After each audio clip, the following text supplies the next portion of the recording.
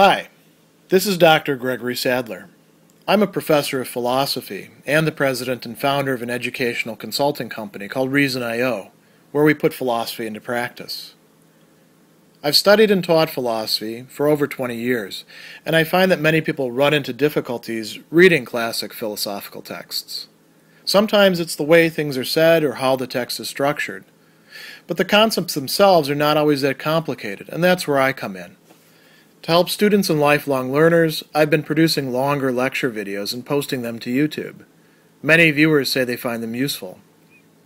What you're currently watching is part of a new series of shorter videos, each of them focused on one core concept from an important philosophical text. I hope you find it useful as well.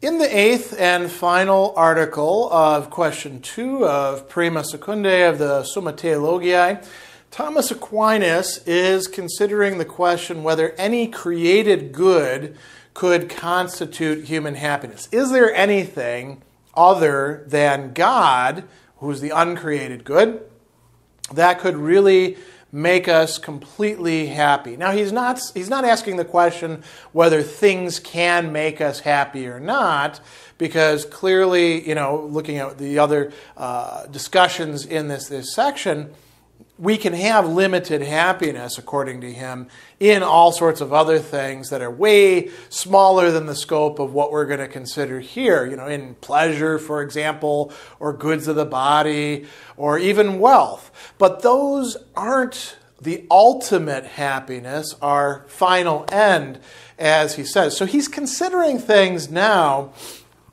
that are of a, you might say, a significant metaphysical scope. And he's going to consider 3 objections, they're always called, 3 arguments against the position that he's going to hold. And 2 of them have to do with objects that, you could say those are pretty good things. Those are a substitute. Maybe we don't have to get to God in order to be happy, just enjoying these. And then the third has to do with our own capacities to enjoy happiness and to desire things.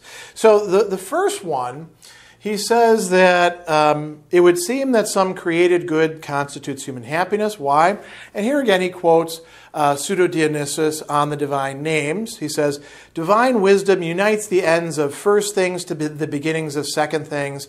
And Thomas concludes from that, we may gather that the summit of a lower nature touches the base of a higher nature. Now, in order to understand this, we need to know a little bit about Pseudo-Dionysius' background. Pseudo-Dionysius was a Neoplatonist, and the Neoplatonists believed, and they weren't the only people who would believe this, that there were degrees of being. So, for example, there's bare being like that of rocks or stools, and then there is living being, which includes plants, animals, human beings, perhaps other higher entities as well. And then there's animate being, animals, right? And that's a higher stage, right? And then there's rational being, which includes human beings. And then there'd be higher things above that within the Neoplatonic way of understanding it. And for a Christian Neoplatonist, these are going to be angels. For a pagan, it would have been the daimones. But it's the same sort of scheme. And what he's saying there is when you're at the highest part of a lower nature, it sort of impinges upon the next highest thing in the scale. So, that in mind, he says, since an angel is above a human being in the order of nature, it seems that a human being's happiness consists in somehow reaching or attaining to the position of an angel. And we can summarize this as moving from a lower human nature to a higher angelic nature would make us happy. Now, there's a lot that could be unpacked from that. Why would being an angel be making us happy? You got to put aside all the sort of cartoonish and sitcom ideas that you have about heaven or angels. They don't just sit around, play harps, and have a little halo and wear white robes. No, they would be active within the cosmos and doing important things and understanding the nature of the universe better than us. Those are all sort of background assumptions that Thomas is making that in our own contemporary culture, I think many of us don't have. So there's a certain kind of plausibility to this. Imagine that you were raised to a higher state than what you currently are.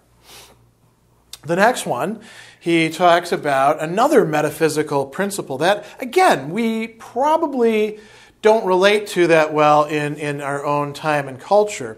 So he talks about the macrocosm and the microcosm. The macrocosm means the totality of all that exists in the universe, living, not living, conceived of as a cosmos, right? The greater, the larger cosmos. And then the idea was that the human being is a microcosmos. So everything that's out there in the universe, we're in some way related to. This is, again, an ancient idea, not one that is widely accepted today. But imagine that that was actually the case, that somehow we as human beings, perhaps because of our intelligence, are really at the center of and in some way represent the cosmos, but in an imperfect way.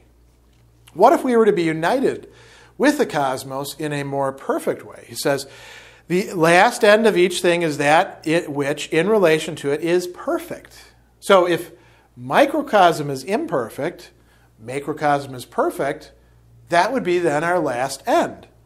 So he says the part is for the whole as for its end. So our happiness would consist in the whole universe, as he says, of creatures, meaning by that created being, everything that God has created. So it would be everything except for God, himself, itself, whatever God happens to be. So that's another possibility. The third argument that he makes is an interesting one. This is one where a lot of people get into theological disputes, and it's occupied quite a lot of ink over the last century. This question about whether our desire could really be for an infinite thing like God. He says, human being is made happy by that which lulls their natural desire. Is this a natural desire, right? Lulling it, literally the word there is totaliter quietat, appetitum, right? What the appetite or natural desire totally rests in, is entirely satisfied by, you could say. So we're made happy by whatever it is that does that. But, he says, human being's natural desire does not reach out to a good surpassing our capacity.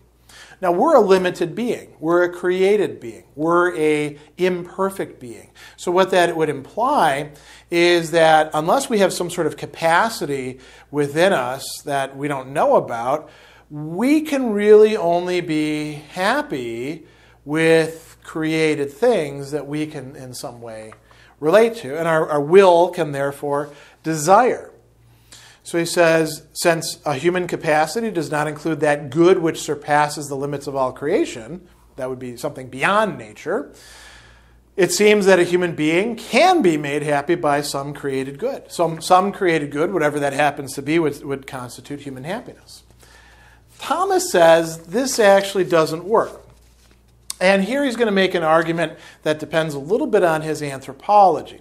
So it's important to understand that earlier in the Summa Theologiae, when he's discussed the nature of the will, he's asserted and argued for the point that what the will really desires, and the will is rational desire, it's not simply making choices, it's a kind of desire, is the universal good. So it's desiring something that's not this bit of water, but something more broadly speaking, like satisfying thirst in general, or maintaining the body and whatever that happens to be, or the good of the body and the soul. And we can go on and on. Those are more general.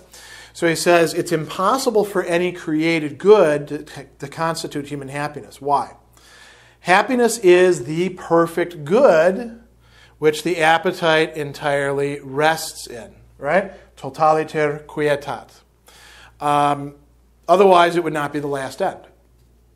If you have anything more, that if you have happiness and you're still like, yeah, happiness is good, but I'd really like that thing over there, you don't have happiness then, not in the fullest sense, not according to Thomas Aquinas. So happiness is self-sufficient. And so what would that look like then?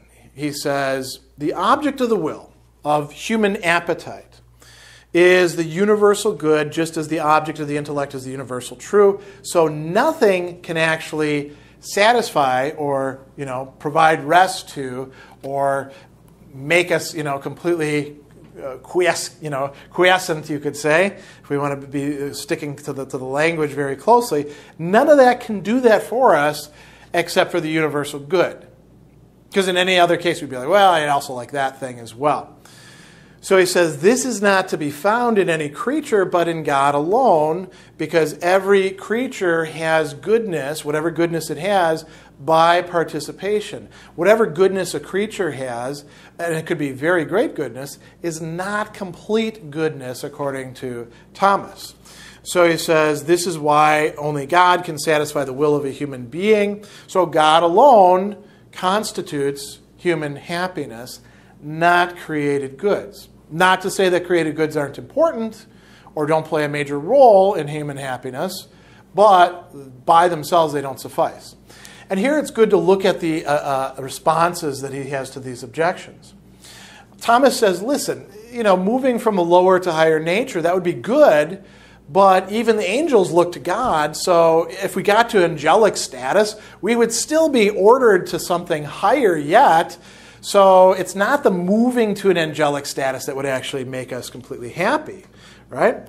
The second one, he says, if a whole be not the last end, but ordained to a further end, then the last end of a part thereof is not the whole itself, but something else. So how does this play in with microcosm, macrocosm? If we're a whole, the microcosm, related to the macrocosm of all created being, but that entirety of created being is not, you might say, self-sufficient. There is a further end that it's ordered or ordained to, ordinator in Latin, right? You could say oriented towards as well.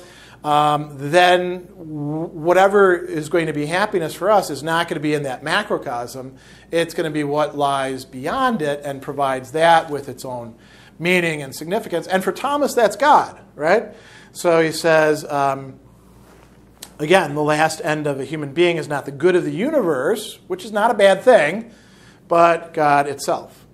The third one, he actually asserts here, and this is, again, where controversies have arisen among interpreters of Thomas, that we are, in fact, capable of this highest infinite good, which is God, as an object. Capax, he says, ut objecti. That is, that the will can, in fact, desire God. He says, created good is not less than that good of which man is capable as something intrinsic and inherent to a person, but it is less than the good of which a person is capable. So we have natural desires for all sorts of goods that exist, created things, but we also have another desire that goes beyond that entire spectrum or cosmos or whatever you want to call it of created goods. And he says that it is less than the good of which we are capable as of an object and which is infinite. So again, we do have some sort of capacity, however dim it may be, however unformed and in need of education it may be, that directs us towards something that surpasses any order of created goods or even the totality of created goods as a whole. So a lot going on here in this section, and the ultimate conclusion of it is, where does human happiness lie? It's going to reside ultimately in God, not in any created good.